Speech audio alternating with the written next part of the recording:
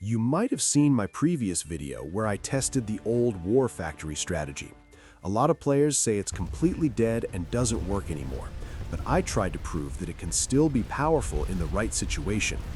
In today's match, things get a lot more interesting. My opponent is using Sledgehammers, and you can immediately tell he knows exactly what he's doing. Every move is calculated, every unit placement makes sense, which makes this game much harder than usual.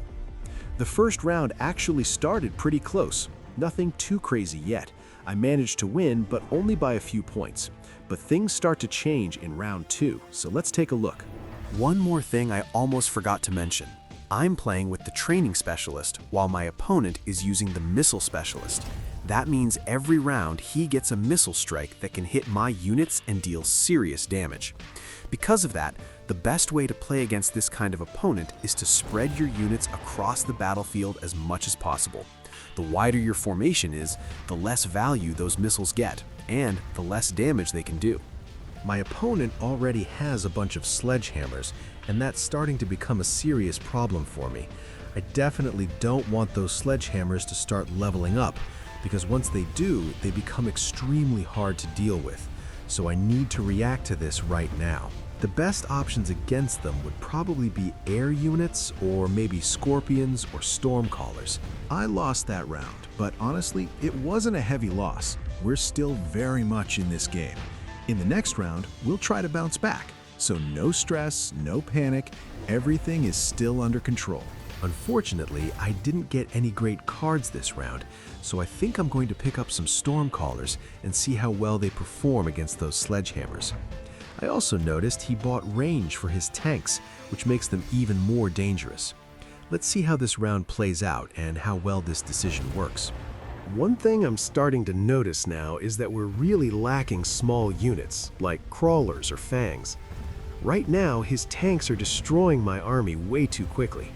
So in the next round, I think the best move is to buy a lot of fangs, as many as possible. At the moment, it really feels like my opponent is just crushing us. Judging by the way he's playing and how precisely all of his units are positioned, it looks like this is a strategy he uses very often. Everything is placed perfectly, which usually means he's very comfortable with this build. So let's see if we can turn things around in the next round. All right, this is actually great news. We got two cards that fit our strategy really well: Phantom Ray and Scorpions. I decided to go with Scorpions because I personally like them more in this situation. As we know, those Sledgehammers already bought range, so we absolutely need to buy range as well. Otherwise, our Scorpions won't even be able to get close enough to deal damage to those tanks. If everything goes according to plan, this round should completely turn the momentum and we might finally start dominating the battlefield. Oh, and I just noticed something. The enemy actually has a Phantom Ray, and we currently have no anti-air units at all. Still, the round ended pretty impressively. We completely wiped his ground army with no problem. Now the only thing we really need is a solid defense against air units. If you're enjoying this video, make sure to hit the like button and subscribe to the channel. If you like Mechabellum and want to learn more tips and strategies to improve your skills, you'll find plenty of videos like that here on my channel.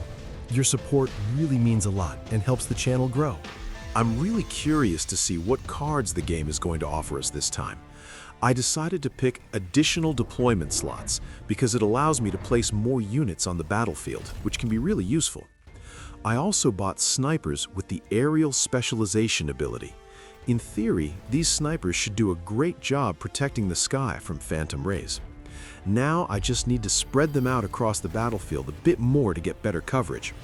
This setup actually looks pretty solid for now. Later on, I'll upgrade the snipers, but at the moment, I'm a bit short on money. All right, the live round has started, and I'm still noticing the same problem. I'm lacking small units like crawlers and fangs, but right now I simply don't have the time or resources to buy them because I have to focus on anti-air defense first. As we can see, the right side collapsed, which is definitely not a good sign. It looks like we're probably going to lose this round because once again, we weren't able to properly defend the sky. But that's okay.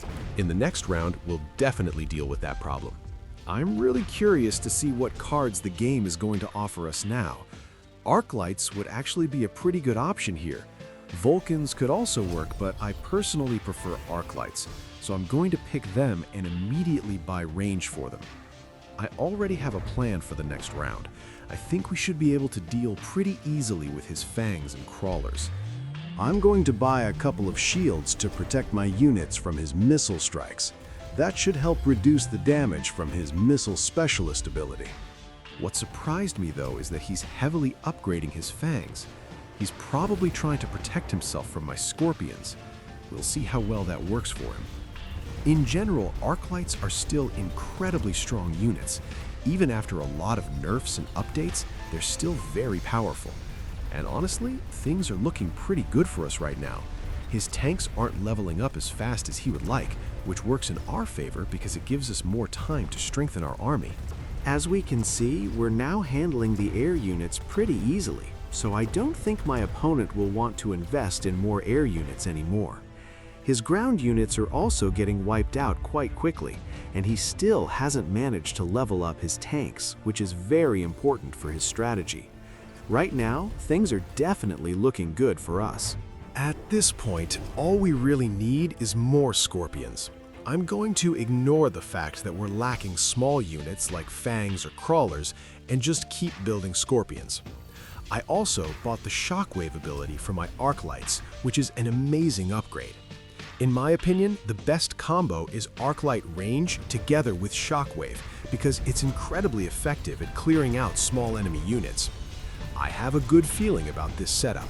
I think the next round is going to be very good for us. As you can see, we're absolutely crushing our opponent right now. I'm already thinking about what he might do in the next round. If I were in his position, I would probably start building air units to try and counter this army. After watching this video, you should be able to defend against Sledgehammer strategies when your opponent tries to use them against you. As you can see, it's not that difficult once you know what to do. I'm buying more snipers and giving them the quick reload ability. That will make them even more dangerous against air units. If my opponent decides to go heavy into air, our snipers should be able to deal with it pretty easily, and we might not even need Mustangs. Since I'm very close to winning, I want to use the rest of my money as efficiently as possible and invest it into shields. That should help protect my units from my opponent's missile strikes and increase our chances of winning the entire match, not just this round.